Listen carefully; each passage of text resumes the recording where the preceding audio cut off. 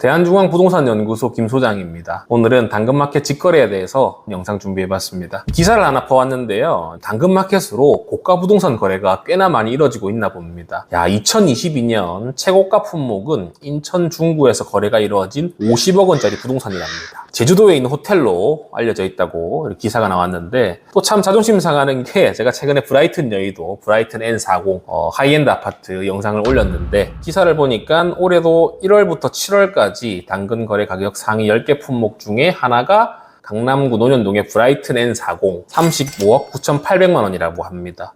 근데 이건 좀 잘못된 게 아닌가 싶은 게, 제가 알기로는 7월 달에 50억 5천 찍은 거 말고는 실거래가 없는 걸로 알고 있거든요. 기자분이 조금 착오를 일으키셨는지 모르겠지만 어쨌든 이게 중요한 게 아니고요. 자존심이 좀 상하는 상황이긴 한데, 요즘에 공인중개사에 대한 좀 신뢰도 많이 잃었다고들 하시죠.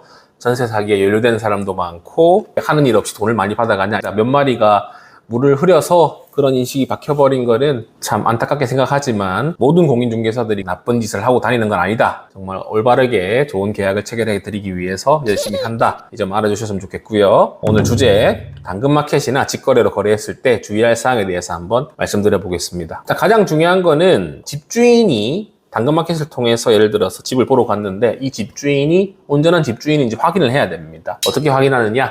등기부등본을 떼보면 되겠죠. 등기부등본을 떼서 소유자 이름과 신분증을 꼭 받으세요. 그리고 만약에 계약을 하게 됐다 하면은 등기부등본상의 이름, 신분증상의 이름, 그리고 계좌번호에 있는 그 계좌주 이름까지도 같아야 계약금을 보내셔야 되고요. 이 점 진짜 중요하고요. 근데 최근에 보니까 전세 사기 새로운 유형 중에 계좌도 주인 이름처럼 만드는 수법이 있으니까 통장 사본까지 확인하시면 좀 안전하겠습니다. 그리고 만약에 전세로 집을 구하시는데 이 건물이 위반 건축물일 경우도 있어요. 그러면은 건축물 대장을 또 떼봐야 되거든요. 위반 건축물이면은 위반 건축물이라고 나오니까 꼭 확인하셔야 돼요. 전세 같은 경우에는 이제 대출로 많이 들어가실 건데, 위반 건축물 딱지가 들어가 있으면은 대출이 안 나옵니다. 이런 부분 꼭 확인하셔야 되고요. 또 기사를 보면은 수원에서 전세 사기로 많은 피해자를 양성한 A라는 사람이 있는데, 그 A라는 사람의 소유의 건물이 당근마켓에 월세로 나왔는데 이게 또 이슈가 됐다고 합니다. 이런 부분도 잘 확인해 보셔야 돼요. 경매가 넘어가 있는지 이런 부분도 확인을 해 보셔야 됩니다. 이 부분도 이제 등기부등본 떼보시면은 경매 개시 결정 등기 이런 게 나와 있으니까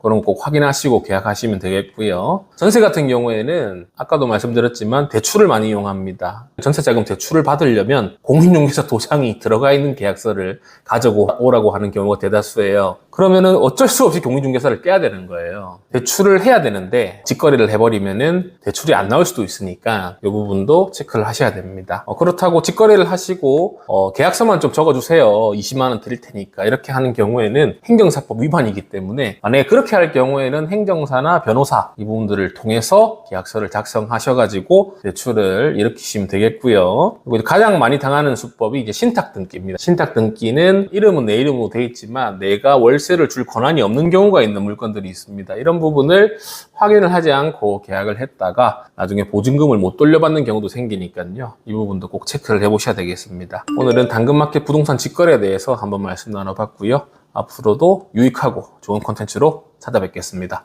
감사합니다.